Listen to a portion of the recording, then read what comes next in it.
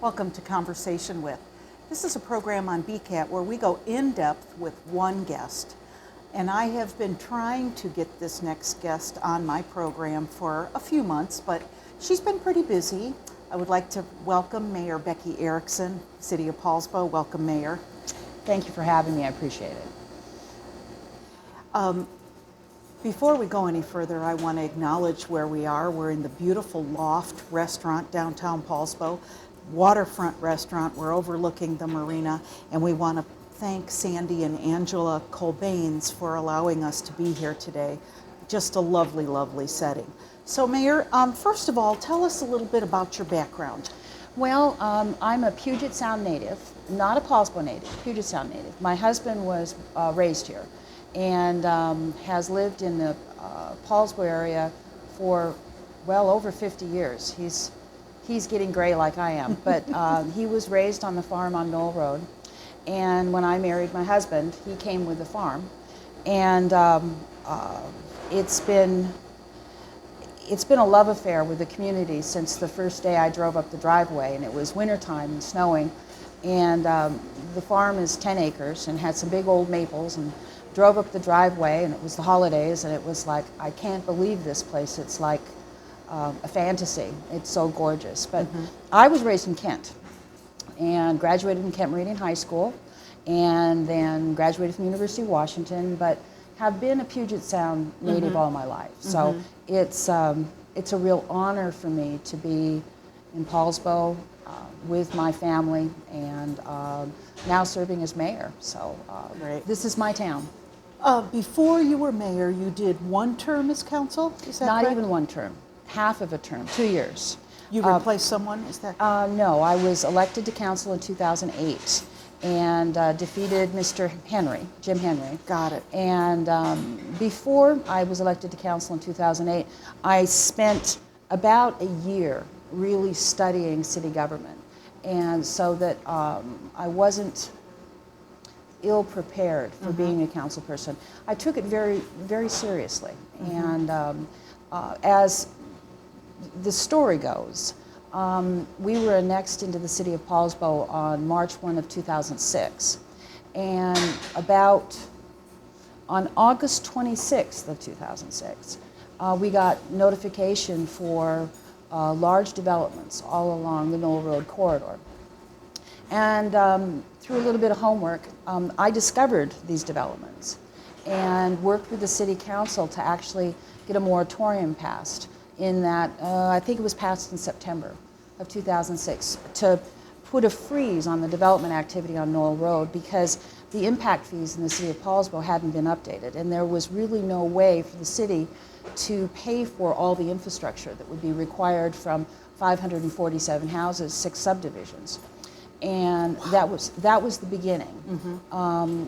I found out about the subdivisions and then actually paid for a full-page ad, put it in the newspaper, and told my neighbors, and I said, you know, look out, this is what's coming. And the city council passed a moratorium, and then from that point on, I attended every council meeting, every public works meeting, every finance committee meetings for the following year. And then in 2007, ran for office and was elected in January 2008.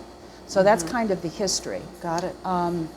In that year of 2007, after the moratorium was passed, that was a real eye-opener for me because I was very anti-development. I was angry about what had happened with my farm, and I was angry about all of this change going on around me. But then I started to do my homework, and I realized that something very important, which is all those parcels around me that were being developed were oftentimes the life savings of my neighbors. And it was important that they develop their property because that's the way they were going to pay for their retirements. That's the way they were going to pay for their kids' education. It was important that they be able to proceed forward. But everyone should have a right to develop their property, but not where their neighbors pay for it. Poulsbo has a concept that we talk about. It's called growth pays for growth, which means if you want to develop your property, that's great. but you pay for the impacts of that development. You shouldn't shift those to your neighbor. And in that summer of right after the moratorium was passed in 2006, and then all the way through 2007, I worked very hard to change some of the building codes so that my neighbors could develop their property, but I wouldn't have to pay for it, nor would the other residents of Poulsbo. And then I was elected to council. I was on council for 2 years, and then I ran for mayor. So let's go back to Poulsbo, because Poulsbo is growing. It is exploding almost. Yeah. So let's hear a little bit about the state of the city and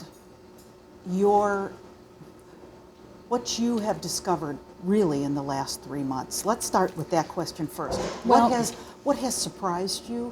What's made you happy? What's really made you mad? Well, first of all, cities that don't grow and change are troubled. If you want to see what happens when cities that don't grow and change, I suggest you go back to Michigan and Ohio and take a look at communities that don't grow. That's not where you want to live. Poulsbo's going to grow and change, but we can do it in a responsible way. Now, what does that mean? That means, once again, growth pays for growth. But it also means that we have a real heritage in our community. My last name's Erickson. My husband's almost 100% Norwegian. His grandmother read her Norwegian Bible every night before she went to bed. I mean, his family is the Norwegian stock of Poulsbo. And that is an important element of what this community is. And it must be preserved and maintained. So that being said, the state of the city.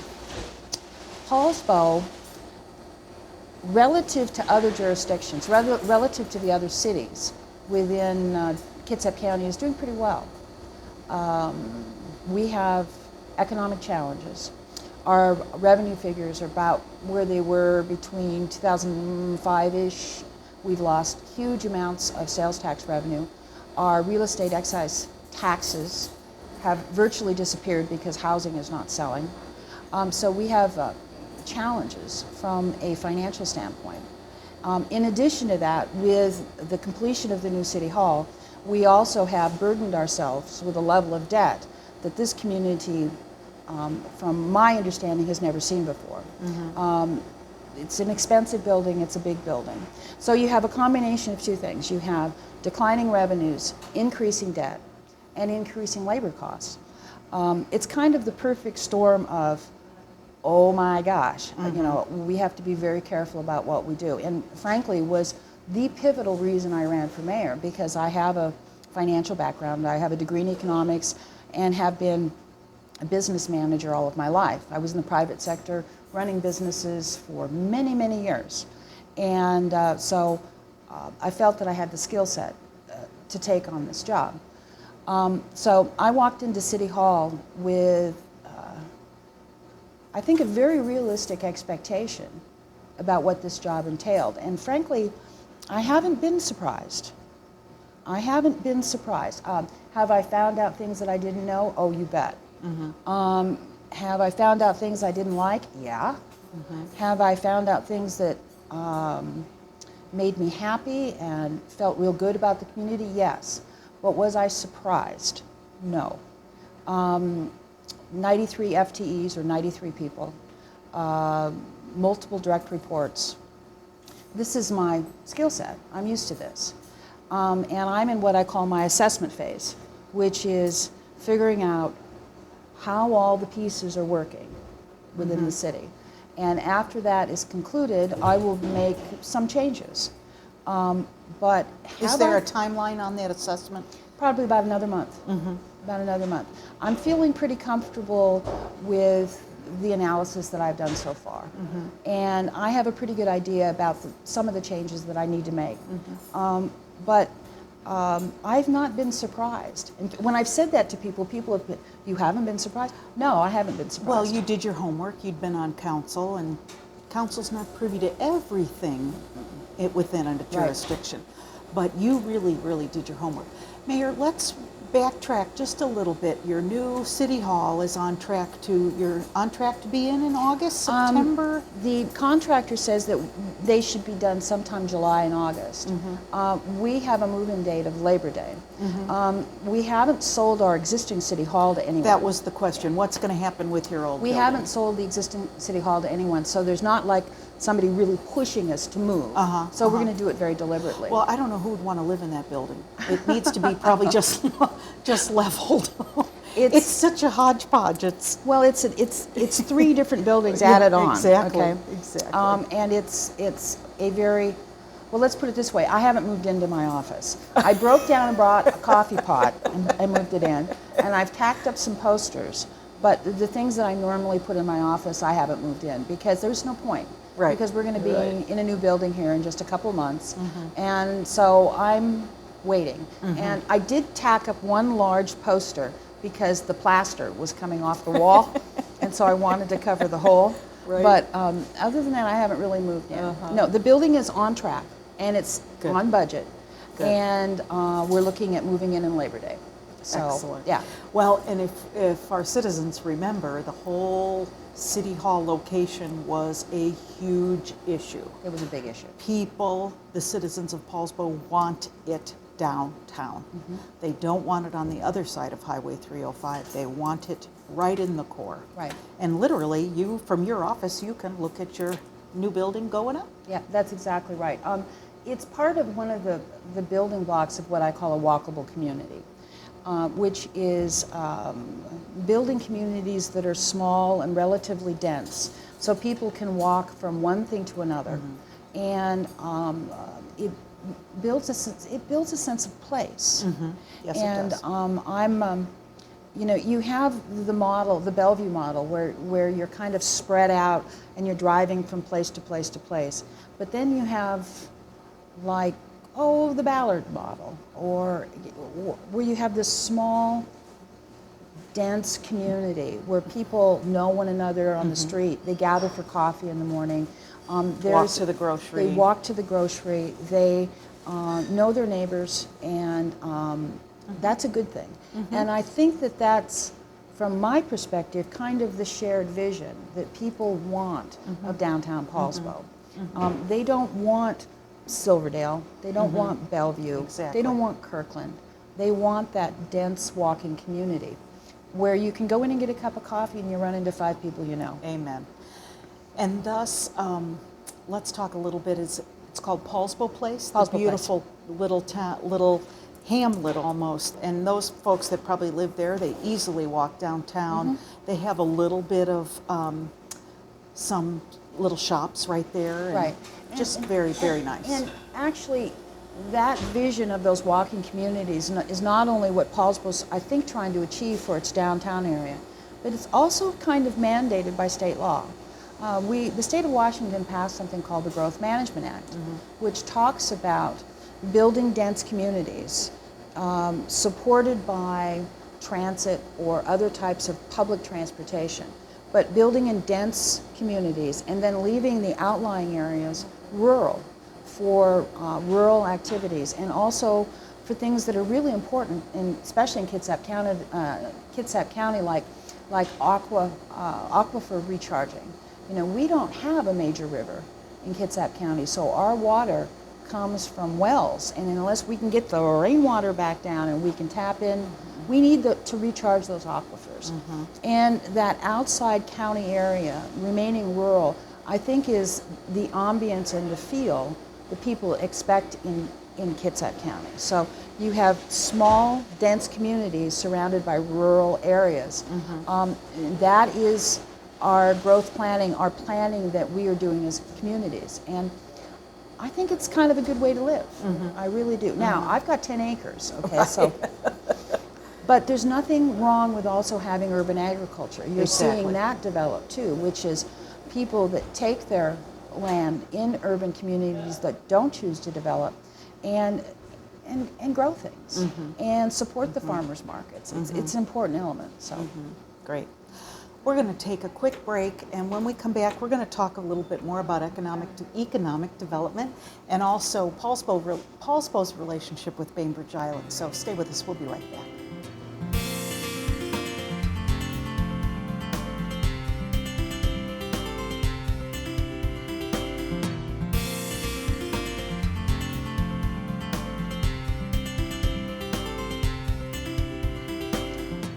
Welcome back to Conversation With. My guest today is Mayor Becky Erickson with the City of Poulsbo. We're in the Loft restaurant downtown Poulsbo, right on its beautiful waterfront. We've talked about the mayor's first 3 months. We've talked about the state of the city, what has surprised her. Now we're going to go into economic development, and specifically, let's talk about the businesses. Of course, that's really the most important. Go ahead. Well, in down economies, which is what we have now, recessionary times, it is, I think, a pivotal responsibility of a mayor in a small town to try to encourage business development, especially with the taxing policies we have in the state of Washington, which is we are really beholden to retail sales tax. Right. It's important for us to bring businesses into our community. And I've been trying very, very diligently to do that, seeking them out. And even before I took office, I was fortunate enough to bring in a new little ice cream shop that's going to be now opening on Front Street, reaching out to business opportunities where I find them in a very deliberate way, which is understanding the business need and then finding those businesses out in other communities that have been successful doing that and saying, hey, would you like to come do the same thing in Poulsbo? Retail trade that's a relatively easy fit for Poulsbo. The difficult piece is the big piece, which is bringing in a major employer or some company that would put people to work, so we don't put them on our roads and they're not getting on ferries every morning to go into town. I mean, and I'm looking and tracking. We had changes in our comprehensive plan to do something called office commercial industrial, which is we're rezoning 40 acres of land up near Old Hava, Walmart, the big shopping area in Poulsbo, to look for those kind of businesses that would be employers. I mean, it's one thing to put businesses into our community where people can buy things, but we really need businesses in our community where people can go to work, and it's an important piece. For our downtown area, I would really like to bring in a small boutique hotel. I think that would be a great piece for our community. We have an active port. Our port is booked months in advance with boaters that come into our community. We have a vibrant and wonderful small downtown core. A hotel would be a great addition. So, let's talk a little bit about the businesses along Front Street. I'm sure a few of them have closed. I can think of a couple that were here for quite a long time that aren't here. What are you hearing from their businesses? They're having a tough time. Sure. Everyone's having a tough time. And they are not having any worse time, though, than other pieces of our community. I mean, percentage-wise, everybody seems to be down approximately the same way, with the exception of West Poulsbo, Viking Avenue, which was the home to a lot of auto dealerships, and also Poulsbo RV, which is not in Poulsbo anymore. Poulsbo RV is gone. That part of town has been hit especially hard. Car dealerships are having a really tough time. And there's a group of business owners and land owners over there that are trying to put together some kind of economic revitalization plan, and that's moving forward. But I gave a speech to the Chamber of Commerce, and the title of that speech is Poulsbo's Open to Business. And I mean it. I mean, we want businesses to come into our community so people can buy goods and services, but they also can be employed locally. And it's one of my pivotal concerns and one of the great incentives in things that I truly want to do for the community. So excellent. So let's talk about your neighbors, City of Bainbridge Island, and I know recently you've had meetings or going into meetings with the Bainbridge Island City Council, and I understand County Commissioner Bauer will be there. Right. KRCC, Kitsap Regional Coordinating Council. What do you hope will come out of that? Well, right after I was elected, I went into our new city hall and worked with the project manager to take pieces of the city hall to make them available for lease, so that we could bring greater revenues to help defray the cost of the building. And in that process, the city of Bainbridge Island, we've been talking a long time back and forth between people I know on the council in Bainbridge Island, and the genesis came to share courts. The municipal court of Bainbridge Island moving into, in some way, into our court facility in our new city hall, because the court facility in our new city hall is large. Correct. We have extra space. And that is a district court, is it not? It's a district court, and it's the City of Poulsbo's municipal court. Mm-hmm. And what this would be the municipal court of Bainbridge Island, also moving into this space. Now, we're going through a process study to figure out exactly what that looks like. Okay. But the conversations about sharing this court kind of got spun up to, okay, well, if we can share courts, what other things can we share?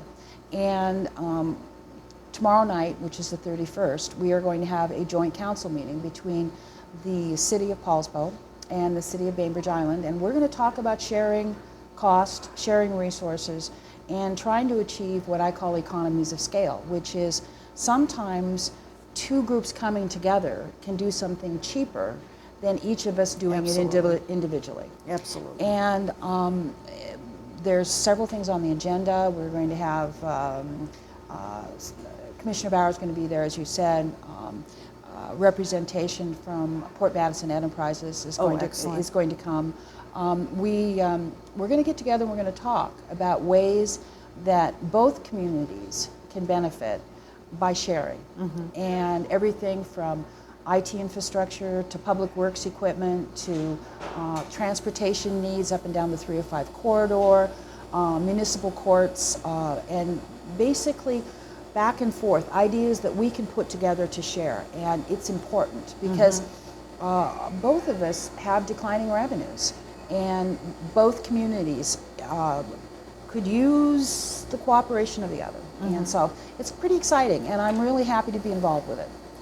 Do you have any other residents, per se, in your new city hall other than the district court? I've been communicating with 3 other groups of people about coming into the city hall, and those 3 are not firmed up yet, but I'm very encouraged that we will have, along with the municipal court of Bainbridge Island, we will have 3 additional groups of people actually in the city hall with us and helping us share the expense of the building. It's important. We have large debt service, and if we can bring compatible organizations into the building, it's very important, and I think that that's going to happen. So excited about that. Mayor, let's talk a little bit about traffic flow around the city. In the last year or so, stop signs have been in place on Front Street. That is Front Street. Really trying to get people back out on Highway 305 and not using Front Street as a cut-through, as some of us do sometimes. How has that worked? Have you seen some alleviation in traffic just going through? It's not alleviation in traffic speed, which was the important piece. We didn't want to prevent traffic from coming downtown and shopping and stopping and purchasing stuff from our local merchants. We just didn't want them coming down the hill at 35 miles an hour. Okay. And that stopped. People are slowing down. Good. And it was a safety issue, and it's important. And as I said, statistically, it doesn't seem to have made any difference to our community or our downtown merchants that those stop signs went in. Now, some people are truly bothered by them, but the people that seem to be truly bothered by them are people that used to cut through and go 35 miles an hour down through the middle of our town in order to get out to the highway. And yeah, that part has stopped. And you know what? We're glad that it stopped because it wasn't safe for the people that were trying to shop and walk. Yeah, this is supposed to be a walking community. So one of the first things we observed when we came today, of course, was the parking lot here, right on the waterfront, is buzzing. It's full. busy. It's full. Right. And you know, I think all our little cities have parking issues. Where do the merchants park? Is there a separate area for them to park? I know you said there's some abandoned vehicles that you're going to be addressing. Let's talk a little bit about that. Parking is, as one of the council says, is parking as a parking problem is a good problem, because that means people are coming into your community. That's true. But it's a good problem if those people are shopping. It's a bad problem if they're coming and leaving their vehicles there, or they are actually the workers kind of in the stores. We want our parking to be freed up for our customer base to come in and shop at our stores. And starting May 1, we will be enforcing overnight parking on Anderson Parkway, so that people don't leave their cars here overnight and go out on their boats. It was Wow, that's great. President's Day weekend. I drove through this parking lot that we're sitting right next to, and I counted 27 cars that had been left there overnight. Now, why do I know they were left there overnight? Because on President's Day weekend, if you remember, it was very cold, and it was all the cars were still frozen. You knew that they had not been moved. Right. And I counted 27 of them. And that's wonderful that people want to go out on their boats, but there are parking away from our downtown core that they could use and not tie up our spaces for our local merchants. And so we're just going to encourage them not to leave their vehicles here overnight, and hopefully free up some of the parking spaces. Mayor, we just have a half a minute. I really want to thank you. Is there anything in closing you want to share with folks in Kitsap, specifically Poulsbo, before we close? I'm just, I'm deeply honored that I was selected by the citizens of Poulsbo to be their mayor. It's a great job. I'm having a lot of fun. It's a lot of hard work. It's about 60 hours a week. It's a lot of work. But and you're never off duty, are you? no, you're never off duty. You know, you're on duty anytime you're in Kitsap County. So, but I am, as I said, I'm deeply honored that they put their trust in me, and I'm going to work really, really hard to do the best job I know how to help the community and move the community forward in a constructive and reasonable, sensible way. So I'm just happy to be here. Great. Thank you so much for your time today. And again, we want to thank Sandy and Angela Cobains for allowing us to be in the Loft Restaurant downtown Poulsbo. Beautiful spot right on the marina, right overlooking the marina. And thanks for joining us on Conversation With. We'll see you next time.